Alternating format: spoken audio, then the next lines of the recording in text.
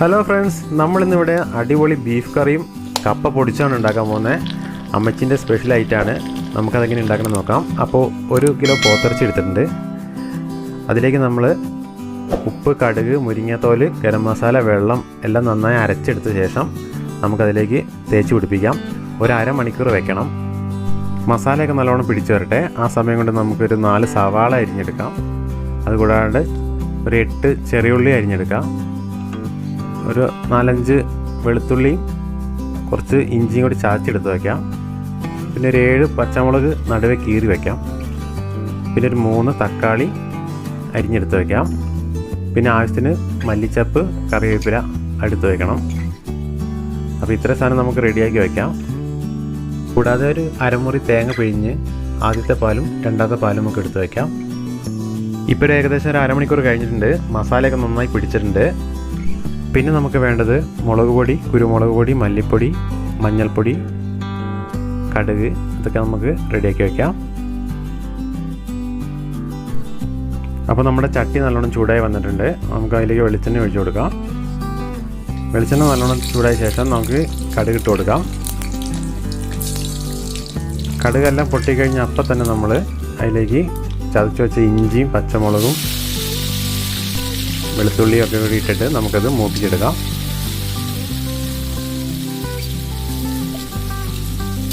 കൂടാതെ ഒരു അരത്തണ്ട് കറിവേപ്പില കൂടി ഇട്ട് കൊടുക്കാം.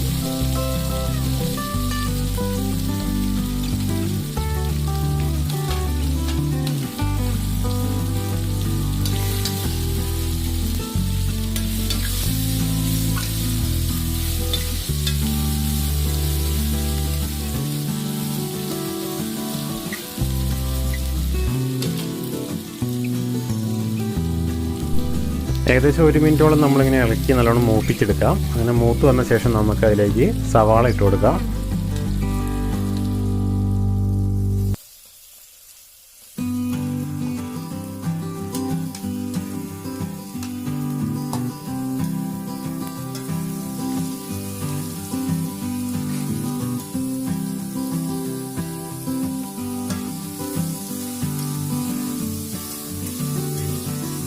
അപ്പോൾ സവാള നല്ലോണം വഴറ്റിയെടുക്കാൻ വേണ്ടി നമുക്ക് കുറച്ച് ഉപ്പുകൂടി ഇട്ട് കൊടുക്കാം. സവാളയ്ക്ക് ആവശ്യമുള്ള ഉപ്പുമായും അതും കൂടിയിട്ട് നമുക്ക് നല്ലോണം ഇളക്കി നല്ലോണം വഴറ്റിയെടുക്കണം.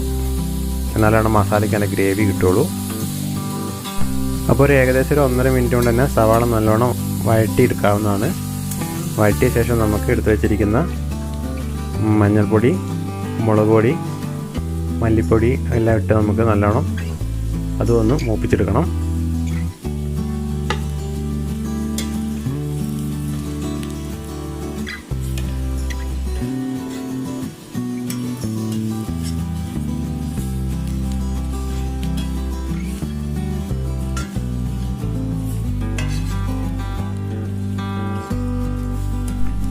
അപ്പോൾ നമ്മുടെ മസാലയൊക്കെ നല്ലോണം മൂത്ത് വന്നിട്ടുണ്ട്. അപ്പോൾ നമുക്ക് അതിലേക്ക് ഇനി തക്കാളി അരിഞ്ഞ് വെച്ചിട്ട് കൊടുക്കാം.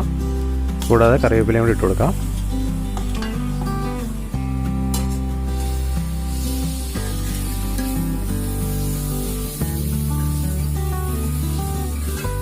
അപ്പോൾ നമ്മുടെ മസാലയൊക്കെ നല്ലോണം മൂത്ത് വന്നിട്ടുണ്ട്. നമുക്ക് അതിലേക്ക് ഇനി ഒരു ഗ്ലാസ് വെള്ളം ഒഴിച്ച് നല്ല ഗ്രേവി ആക്കി എടുക്കാം.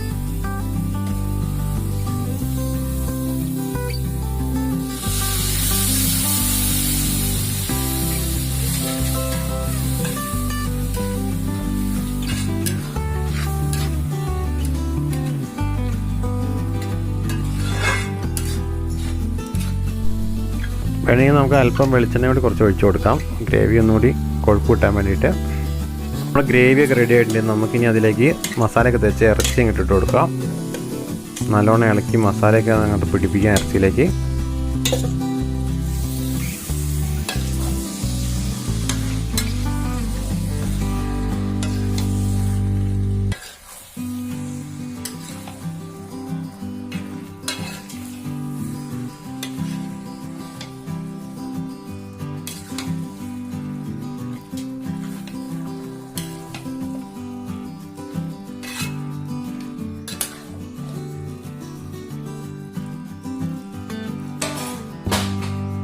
ബാക്കിയുള്ള കുറച്ച് കറിവേപ്പിലയും കൂടെ അതിലേക്ക് ഇട്ട് നമുക്കിത് ഇളക്കി പൊത്തി വയ്ക്കാം. ഇറച്ചി കഴുകി വാരിയപ്പോൾ ഉള്ള വെള്ളം ഉള്ളതുകൊണ്ട് നമുക്ക് വേറെ വെള്ളം ഒഴിക്കേണ്ട ആവശ്യമില്ല. ആ വെള്ളം തന്നെ മതി നമുക്ക്.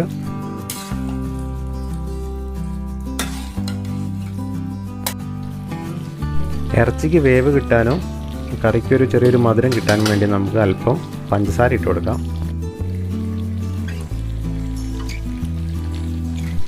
ഇനി നമുക്കിത് ഇളക്കി പൊത്തി നമുക്ക് ഒന്നുകൂടി മൂടി വെച്ച് വേവിക്കാം.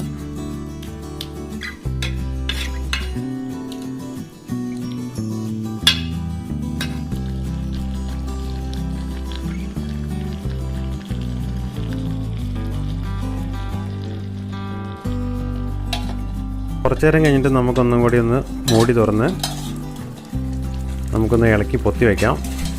കണ്ടില്ലേ, ഇപ്പോൾ നല്ലോണം വെള്ളമൊക്കെ വന്നിട്ടുണ്ട്, ഇറച്ചിയിലുള്ള വെള്ളമൊക്കെ പുറത്തേക്ക് ഇറങ്ങിയിട്ടുണ്ട്. അപ്പോൾ നമ്മളത് ഒന്നും കൂടി ഇളക്കി ഒന്നും കൂടി മൂടി വയ്ക്കാം.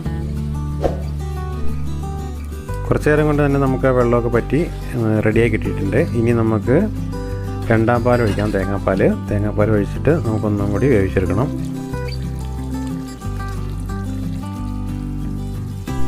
അപ്പോൾ നമ്മുടെ ഇറച്ചി ഏകദേശം വെന്ത് റെഡിയായി വന്നിട്ടുണ്ട്. നമുക്കതിലേക്ക് ഫസ്റ്റ് തേങ്ങാപ്പാൽ ഒഴിച്ചു കൊടുക്കാം.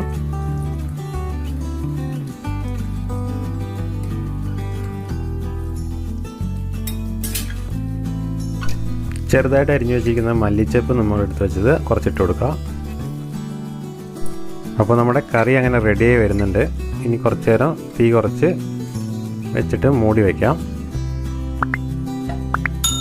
അപ്പോൾ നമ്മുടെ ഇറച്ചിക്കറി അങ്ങനെ റെഡിയായി വന്നിട്ടുണ്ട്. ഇനി ഒരു 2.5 കിലോ കപ്പ് എടുത്തിട്ടുണ്ട്. നമ്മൾ ആ തൊലിയൊക്കെ കളഞ്ഞ് കഴുകി വൃത്തിയാക്കി എടുക്കാം. ഒരു കലത്തിലേക്ക് വെള്ളം വെച്ച് തിളച്ച ശേഷം അതിലേക്ക് നമുക്ക് കപ്പ ഇട്ട് കൊടുക്കാം. പിന്നെ നമുക്ക് ആവശ്യത്തിനുള്ള ഉപ്പ് കൂടി അതിലേക്ക് ഇട്ട് കൊടുക്കാം.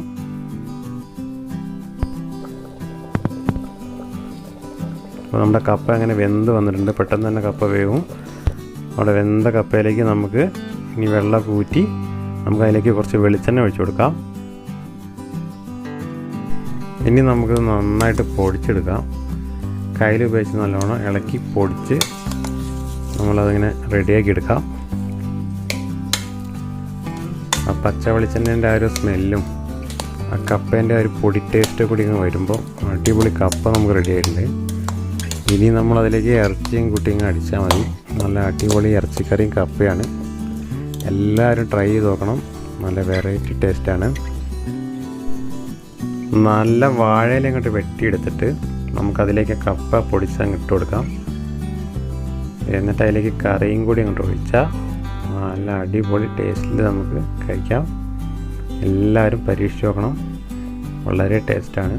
എനിക്ക് വളരെ ഇഷ്ടമുള്ളതാണ്. അപ്പോൾ നിങ്ങളും ട്രൈ ചെയ്ത് നോക്കൂ.